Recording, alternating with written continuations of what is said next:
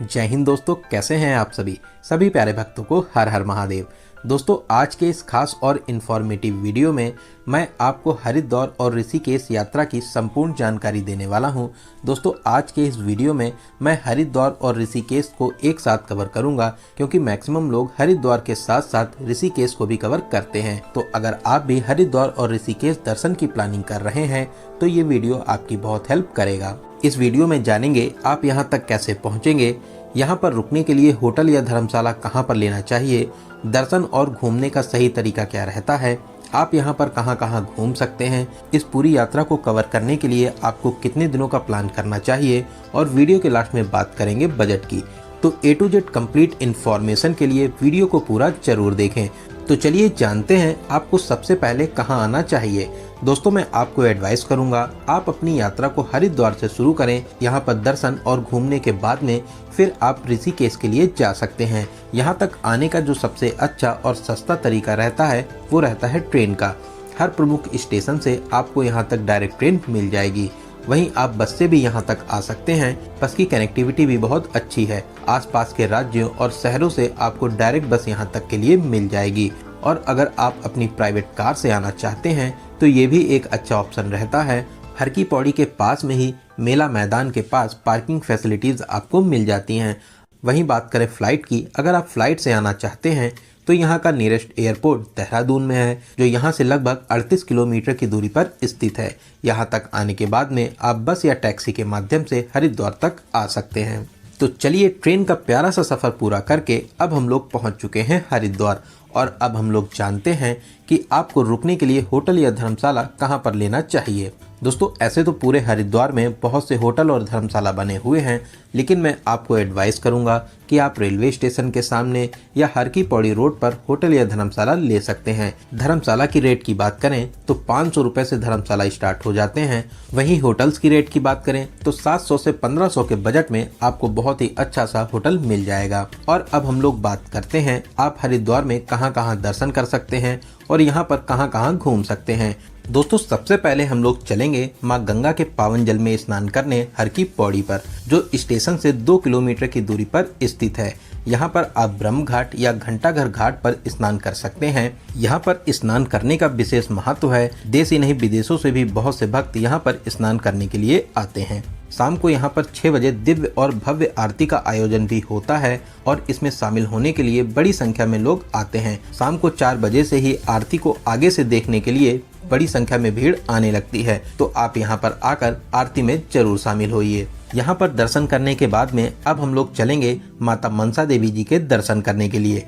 माता रानी का ये प्यारा सा मंदिर ऊपर पहाड़ी पर स्थित है। यहाँ तक जाने के लिए आप सीढ़ियों से जा सकते हैं या आप रोपवे से भी जा सकते हैं।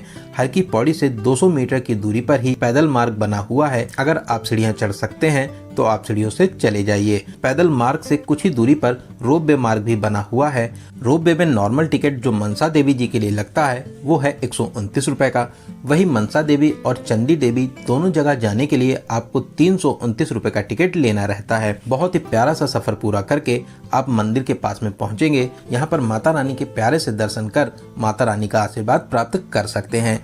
यहाँ पर दर्शन करने के बाद में फिर आप चंडी देवी माता के दर्शन जरूर करें। इस अलौकिक स्थान पर दर्शन करने से आपकी बहुत सी मनोकामनाएं पूरी होती हैं। दोस्तों, मनसा देवी और माता चंडी देवी के दर्शन करने में लगभग 4 से 5 घंटे का समय लग जाता है। तो चलिए अब हम लोग उन प्लेसेस की बात करते हैं जो यहाँ से कुछ दूरी पर स्थित हैं। इन प्लेसेस के लिए आप ऑटो या ई रिक्शे का यूज कर सकते हैं। ऑटो और ई रिक्शा वाले आपसे 300 से 400 रुपए का चार्ज करते हैं। 4 से 5 घंटे में सभी प्लेसेस घुमाने के बाद में आप जहां कहेंगे वहां पर आपको ड्रॉप कर देते हैं। सबसे पहले हम लोग चलेंगे पावन धाम शीश महल। यहाँ पर छोटे छोटे टुकड़ों से पूरे मंदिर को बहुत ही खूबसूरती से बनाया और सजाया गया है। दोस्तों, ये बहुत ही अद्भुत स्थान है। आप यहाँ पर जरूर आइए। यहाँ पर दर्शन करके आपको बहुत ही ज्यादा अच्छा लगेगा। यहाँ पर दर्शन करने के बाद में अब हम लोग चलेंगे शांति कुंज। दोस्तों, ये आश्रम बहुत ही विशाल और भव्य बना हुआ है। ये प्यारा सा आश्रम गायत्री माता को समर्पित है। यहाँ पर आप निःशुल्क में लंगर में शामिल हो सकते हैं। साथ ही साथ अगर आप यहाँ पर रुकना चाहते हैं तो आप फ्री ऑफ कॉस्ट में यहाँ पर रुक भी सकते हैं। दोस्तों, यहाँ पर हिमालय भवन भी बना हुआ है, जहाँ पर हिमालय का बहुत ही प्यारा सा चित्रण किया गया है। आप यहाँ पर जरूर आइए, यहाँ पर आपको बहुत ही ज्यादा शांति और सुकून मिलेगा। यहाँ पर घूमने के बाद में अब हम लोग चलेंगे आगे। हम लोगों का अगला स्थान है माता वैष्णो देवी मंदिर। यहाँ पर गुफा के स्वरूप में माता रानी का बहुत ही प्यारा सा मंदिर बना हुआ है। साथ ही साथ और भी बहुत से देवी देवताओं के यहाँ पर मंदिर बने हुए हैं। यहाँ से 100 मीटर की दूरी पर भारत माता मंदिर भी बना हुआ है। ये 7 मंजिला मंदिर हरिद्वार के प्रमुख मंदिरों में माना जाता है। यहाँ पर लिफ्ट के माध्यम से आप सबसे पहले 7वें मंजिल पर आ जाएंगे, फिर हर तल में दर्शन करने के बाद में बारी बारी से आप नीचे आ जाएंगे। सबसे नीचे भारत माता की विशाल प्रतिमा स्थापित है, आप यहाँ पर दर्शन जरूर करें। पास में ही श्री राम मंदिर भी बना हुआ है, आप यहाँ पर भी जाकर दर्शन कर सकते हैं। दोस्तों, इन मंदिरों के अलावा आप कनखल साइड वाले मंदिर को भी कवर कर सकते हैं। कनखल साइड में भी बहुत ही प्रसिद्ध और फेमस मंदिर बने हुए हैं। दोस्तों, आपको हरिद्वार में कम से कम एक नाइट का स्टे जरूर करना चाहिए, जिससे आप आराम से हरिद्वार के सभी प्रमुख स्थानों को कवर कर सकें। फिर अगले दिन और भी जितने प्लेसेस बचे हैं उन सभी को कवर करेंगे। फिर दोपहर के बाद में अब हम लोग चलेंगे ऋषिकेश। दोस्तों, ऋषिकेश हरिद्वार से लगभग 28 किलोमीटर की दूरी पर स्थित है। यहाँ तक जाने के बहुत से तरीके हैं। आप बस, टैक्सी, ऑटो, टेम्पो या ट्रेन के माध्यम से भी पहुँच सकते हैं। यहाँ तक पहुँचने के लिए 30 से 60 रुपए का किराया लगता है। वहीं दोस्तों, अगर आप पहले ऋषिकेश आना चाहते हैं तो आप आराम से पहले ऋषिकेश भी आ सकते हैं। ऋषिकेश में बहुत ही वेल कनेक्टेड बस स्टैंड बना हुआ है। दिल्ली, हरियाणा, पंजाब और आसपास के राज्यों और शहरों से ऋषिकेश तक के लिए आपको सभी प्रकार की बसेस मिल जाती हैं। वहीं आप अगर ट्रेन से आना चाहते हैं तो यहाँ पर बहुत ही प्यारा सा योग नगरी ऋषिकेश रेलवे स्टेशन भी बना हुआ है, तो आप आराम से ट्रेन के माध्यम से भी यहाँ तक आ सकते हैं। लेकिन दोस्तों, मैं आपको एडवाइस करूंगा कि पहले आप हरिद्वार को कवर करें, फिर उसके बाद में आप ऋषिकेश को घूमने जा सकते हैं। तो चलिए, अब हम लोग पहुंच चुके हैं ऋषिकेश और अब हम लोग बात करते हैं कि आपको कहां रुकना चाहिए। दोस्तों, ऐसे तो पूरे ऋषिकेश में होटल और धर्मशाला बने हुए हैं। मैं आपको एडवाइस करूंगा आप बस स्टैंड के आसपास होटल या धर्मशाला ले सकते हैं। वहीं आप अगर चाहें तो राम झूला या लक्ष्मण झूला के पास में भी होटल या धर्मशाला ले सकते हैं। धर्मशाला की रेट की बात करें तो 800 से 1500 के बजट में बहुत ही अच्छा सा धर्मशाला मिल जाएगा। वहीं होटल की रेट की बात करें 1000 से 2000 के बजट में बहुत ही अच्छा सा होटल भी ले सकते हैं।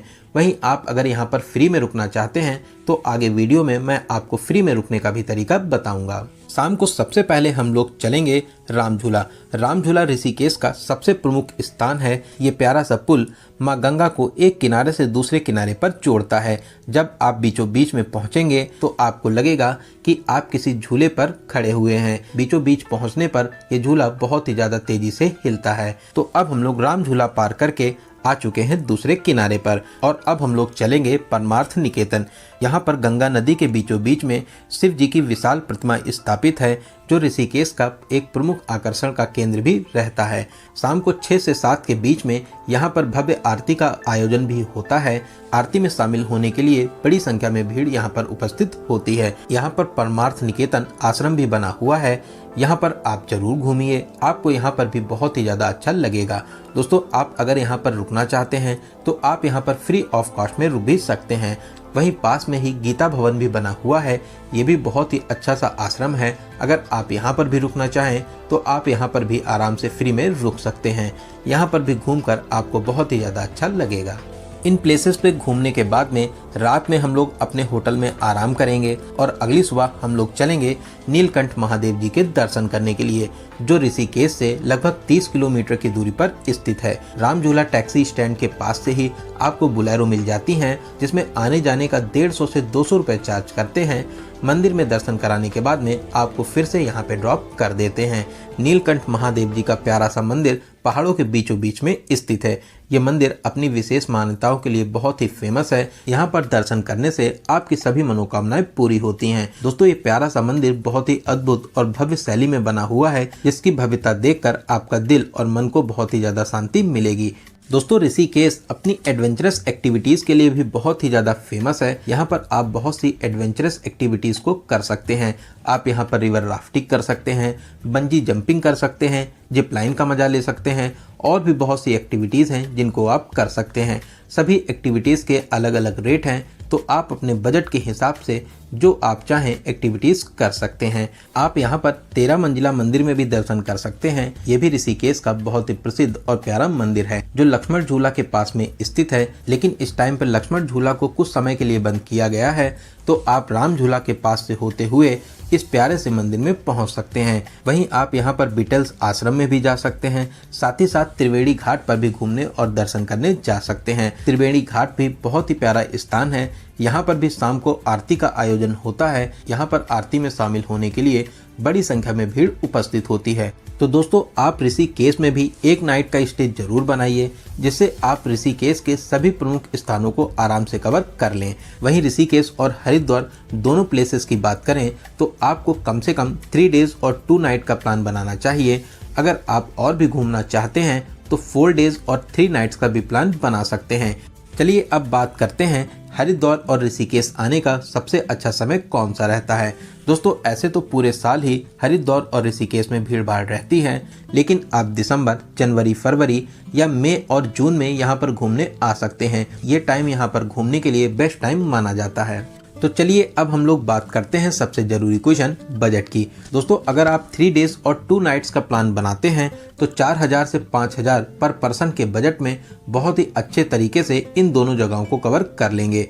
वहीं दोस्तों, अगर आपके बजट की कोई भी प्रॉब्लम नहीं है तो आप यहाँ पर बहुत ही VIP होटल्स ले सकते हैं। साथ ही साथ आप टैक्सी बुक करके भी इन सभी प्लेसेस को कवर कर सकते हैं। तो दोस्तों, यहाँ पर मैंने आपको हरिद्वार और ऋषिकेश यात्रा से रिलेटेड हर एक छोटी बड़ी जानकारी को बहुत ही अच्छे और सही तरीके से बताने की पूरी कोशिश की है। अगर आपके यात्रा से रिलेटेड कोई भी क्वेश्चन रहते हैं तो आप हमें कमेंट के माध्यम से पूछ सकते हैं। दोस्तों, आपको ये वीडियो कैसा लगा और आप इस वीडियो को कहाँ से देख रहे हैं, कमेंट बॉक्स में जरूर बताइएगा। अगर आपको ये जानकारी हेल्पफुल लगी हो तो वीडियो को प्लीज लाइक जरूर करें, साथ ही साथ अपने सभी फ्रेंड्स में जरूर से जरूर शेयर करें। अगर अभी तक आप अपने चैनल यात्रा मित्र से नहीं जुड़े हैं तो प्लीज सब्सक्राइब करके हमसे जुड़ जाइए। साथ ही साथ बेल आइकन प्रेस करने के बाद में ऑल नोटिफिकेशन को जरूर क्लिक करें, जिससे भविष्य में आने वाले वीडियो आपको आसानी से मिल सकें।